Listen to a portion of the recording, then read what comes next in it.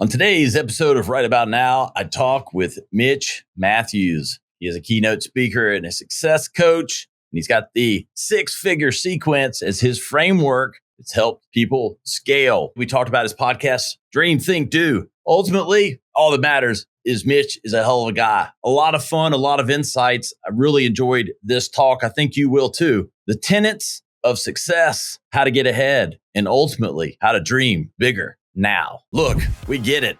You can hardly go anywhere or do anything these days without hearing about AI this or AI that. And if you're like most people, when it comes to AI, you're impressed, but you have a few concerns. But what if AI was used not as a tool to replace people, but as a way to help understand people better? AI from SurveyMonkey is designed to do just that, from crafting the perfect survey, which is harder than you might think, to analysis that digs deep, finds patterns, and surfaces trends quickly. SurveyMonkey's powerful suite of AI capabilities make it faster and easier than ever before to get insights from real people, helping you make confident decisions for your business. Try it today at surveymonkey.com/Ryan. The imposter syndrome only hits people who are stepping out and doing big things. So I always say, hey, if you start to have those voices in your head saying, are you really? Should you really? Take that as, yes, I'm actually on the verge of doing something big. That's winner syndrome, not imposter syndrome. Most people think they need to have fully arrived on every corner of their life in order to have credibility to teach. And I say, don't worry about the destination. Don't focus on the destination. Teach from your journey. This is Right About Now with Ryan Alford, a Radcast Network production.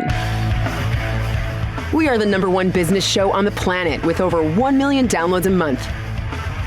Taking the BS out of business for over 6 years and over 400 episodes. You ready to start snapping necks and cashing checks? Well, it starts right about now. What's up, guys? Welcome to Right About Now. We're always helping you get right now, because you got to take action today, baby. It's not about last week. It's not about next week. It's about today. That's why I got Mitch Matthews. He's a speaker. He's a success coach. He is the host of Dream, Think, Do, Get the Hell After It podcast. I'm adding names to everybody now, Mitch. What's up, brother? Mitch Matthews. I'm going to talk to my producer right now. Yeah, I love it. Yes. If nothing else, I've got DJ jockey, is in my future, if that exists in the future. You definitely got the voice, but you got the face for it too. I know some people are in radio because they should never be on camera, but you, baby, you got it all. Plus the belt. You got the belt. Come on. I know. Yeah, come take it out of my hands. Yeah, just try. Just try. I don't know that I can even lift that thing, for crying out loud, man. Yeah, it is heavy. I can imagine. I don't think it's not like 50 pounds, but anyway. What's going on, brother? Appreciate you being here. A lot of knowledge to share. Love what you're doing. Hey, I like success. Who doesn't like success? Who doesn't want to love a success coach? It's like the path to glory coach. Right, exactly. Well, it definitely lends itself. I love a title that kind of demands a question, and people ask, what's a success coach? And I do love that question because success is unique to each person, but most people don't define it, right? And it's one of those, the people that are the most successful often have defined what success is for them, and they are shooting for that. And it doesn't have to be what everybody defines as success, but if you know what your target is, you're going to be a lot more likely to hit it. So I love a title that kind of begs a question. Yeah. And you took words out of my mouth. I was going to say, the fastest way to miss the target is to not know what it is. That's exactly right. And I think it is a lot. I mean, and I wanted to get down this path. We could go a lot of different directions, but I really like, how I'm you're glad we got 4 hours. I know, 4 hours. I know Rogan's the only one that can pull that off. I know, right? Come on. And then I'm still like, are people really listening for 3 hours? Yeah, right. Maybe they are. I don't know. We'll see. But no, bridging and helping people, I call it, I simplify it. It's almost like alternative income streams almost, leveraging, thought, knowledge, past success, wisdom, all of those things. And, because I think you nailed it with the path to success is different for everyone. Yeah. But I think we all need options, and we all should be diversifying, our ability. Look, we all, unless you're independently wealthy, congratulations. Right. We all need different income streams, in different ways and options. I like options, Mitch. Yep. Come on. Talk to me about what you're doing.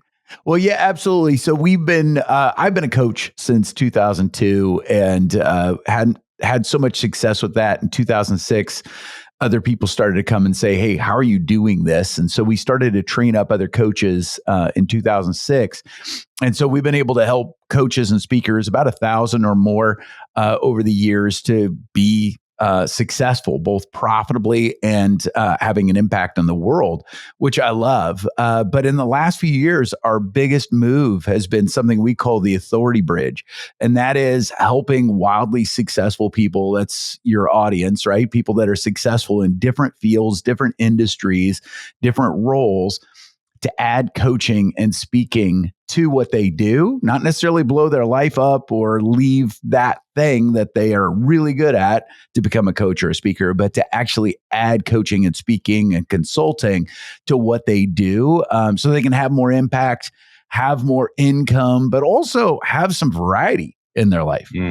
That's interesting. And let me ask a question that always comes to my mind that I think might come to our audience. Usually, I think I represent the audience. I hope. I don't know. You never know. Yeah. I've got 25-year-olds trying to get after it and 50-year-olds way more successful than me. So who knows? But we'll say everybody's a coach. Right. So 100%.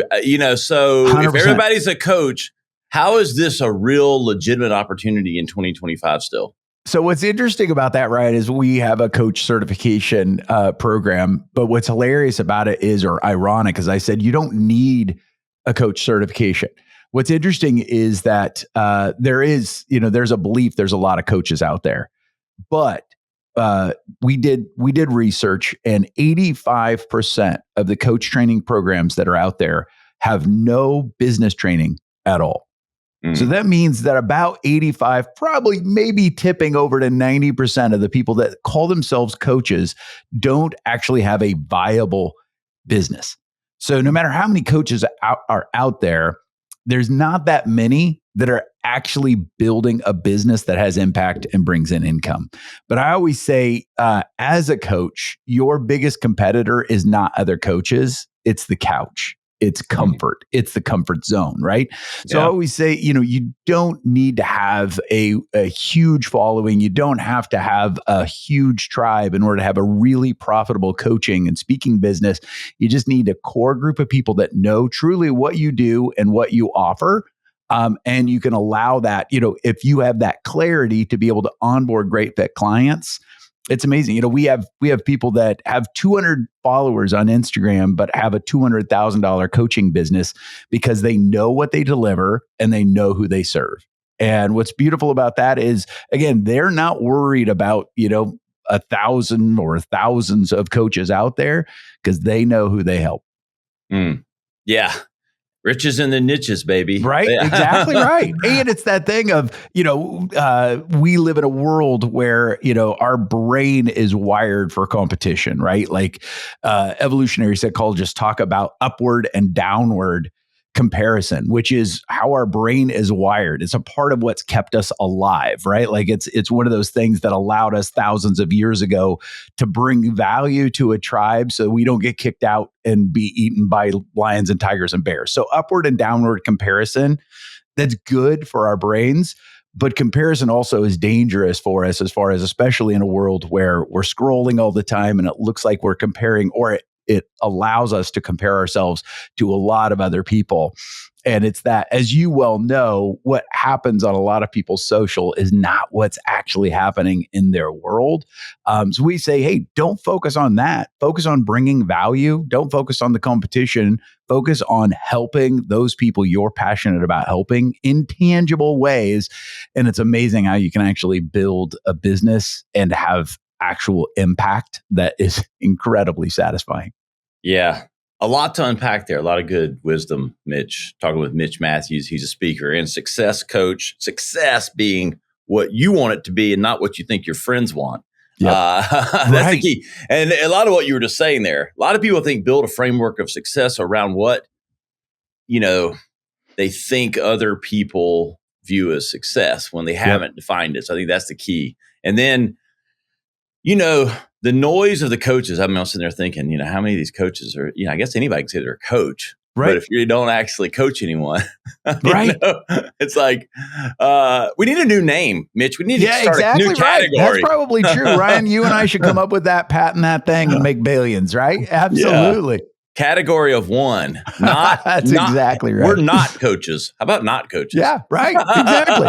I love it. Yeah, but yeah. So what's the biggest, target audience, diversification, options, sharing knowledge. They could always, leveraging their 200 to 2,000, whatever it is, people in their circle, in their niche that they can help specifically, getting focused on who they help, how they help them. Yep. What's the biggest flip of a switch for people getting into this route?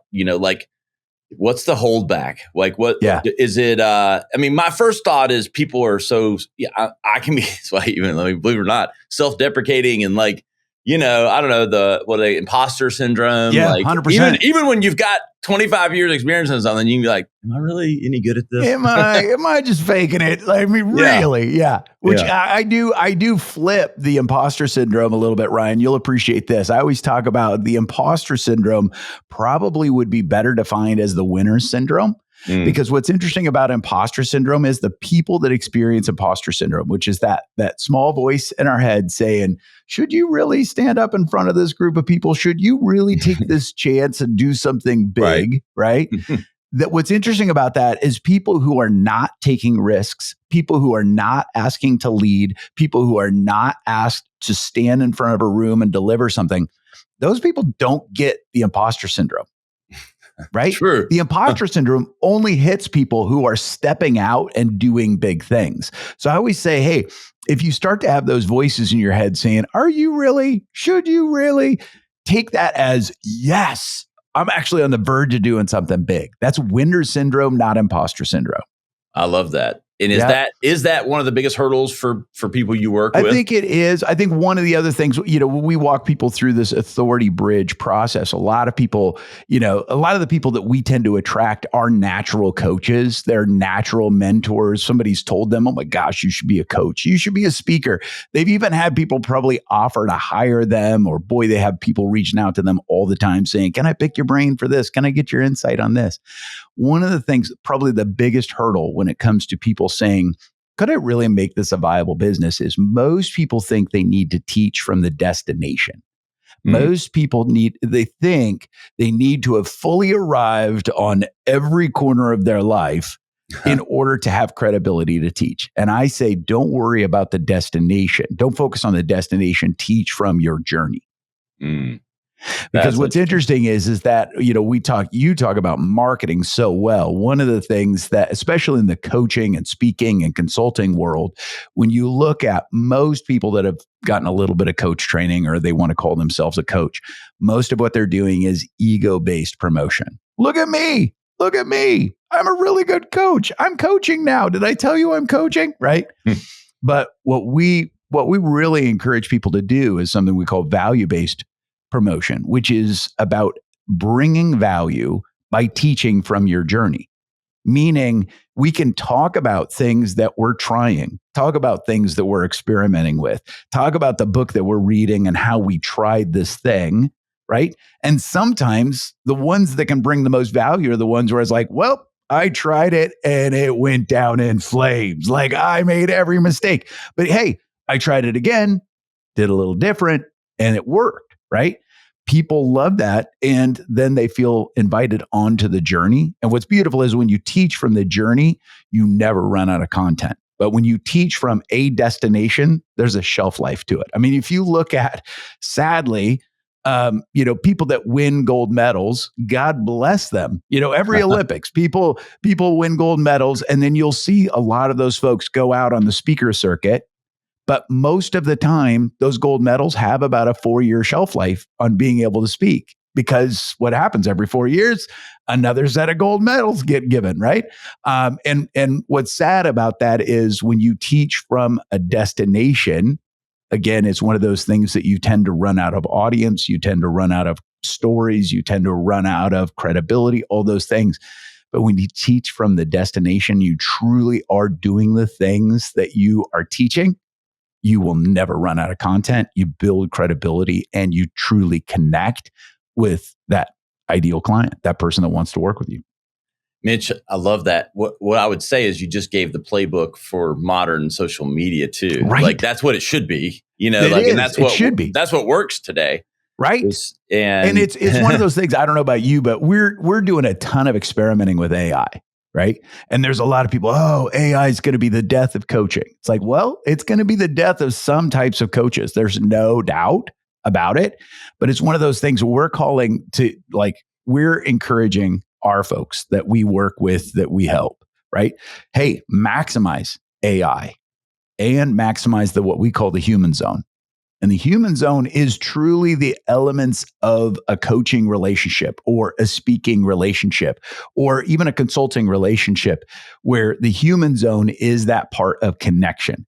It is that trust. It is that accountability. Because I know, like, I still maintain an executive coaching business, like Success Coaching, where I work with CEOs and founders and entrepreneurs. And they could definitely get some of the questions I ask from a chatbot, right? They could train up a chatbot in some of the things that I do, right? And they could definitely get those questions from a chatbot, and they could probably have some good interaction. But from an accountability standpoint, from a trust, from creating a safe space, that's the human zone, right? And it's one of those things that if you truly know what you're delivering there, we can also continue to outrun AI, at least until the robots take over. Yeah.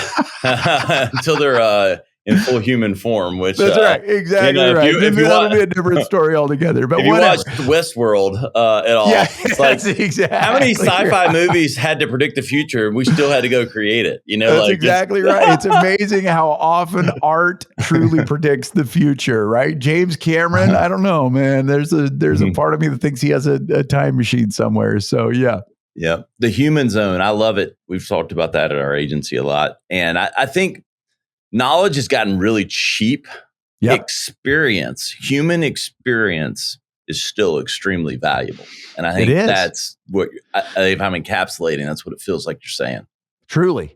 And it's one of those things too, is that we teach a question-based coaching approach. And some people are like, that sounds a little touchy-feely, but it's not. It's one of those, it's actually science-based, it's neuroscience-based, where you're truly drawing out the best in your clients, right? And, in our Authority Bridge process, we're training up people that have had a lot of success, but we also say you can connect based on your success, but the questions draw out the value from your client, right? So yesterday I was working with a CEO, amazing leader, incredible, but she had a challenge on her team, and we had a session. And what's funny is that I asked her a series of questions. I definitely had some opinions on what she could do and maybe even what she should do in this scenario. But I kept those and just asked questions and helped to draw out the solution from her. And that was a solution that she owned, right? And it's one of those things where she's hilarious. She's like, I pay you an insane amount of money to help me know that I know what I'm doing. And I'm like, yep. Hey, sometimes we all need a little bit of validation and, confidence that comes with having someone on our team. I mean, sometimes it's not always about learning something new. It's like having someone in your corner. Yeah, right? 100%. That's what the best coaches are, right? Yep. I mean, I think it's that I'm not always teaching you a lesson. I'm sometimes just giving you confidence in what we both already know to be true. Yep, absolutely. And I do, I know you bring a ton of value, but I know you use the coaching approach too. And one of the things we teach is you can still teach, you can still offer a strategy, but always flip that and come around and ask questions. It was interesting. We helped a nursing education organization. They were training up thousands of nurses because there was a major challenge in the medical world in that people were leaving doctor's appointments not understanding what their diagnosis was and not understanding their treatment plan. And they tried to equip doctors to flip that conversation, and the doctors were incredibly resistant. And what was amazing was we equipped nurses with 2 questions, and it increased understanding and compliance about 100% in both cases. And those simple questions were, what did you hear? And what's something you're going to do because of it? And just to have someone verbalize it, what they did was sometimes it helped to uncover when there was misunderstanding, help them to actually verbalize their understanding and commit to something specific they were going to actually do. And what I love about those nursing questions is those are questions that every leader can ask their team, because in a corporate setting, the greatest lie is that communication has actually happened, right? So to be able to say, hey guys, this was a great meeting. What did you hear? And what's something specific that everybody's going to do? A lot of wisdom, Mitch. Yeah. As we close out, man, Yeah. I feel like, the risk takers and the dreamers, like it feels like that circle is diminishing. How do we make people dream bigger, think more? Yeah, I love it. And truly, Dream Think Do, my hope is it's a catchy name, but it is. Dream Think Do is also there. Yeah, right. I appreciate it. But it's also a 3-step process. And I'm a big believer in helping people dream, and I'm a big believer in helping people to think, but it's important to give yourself space to do both independently. So I always say, hey, give yourself space and time to dream without thinking too early, without planning too early, without strategizing too early, without starting to ask some of those questions of, do I really have enough money? Do I really have enough time? Give yourself space to say, hey, what if?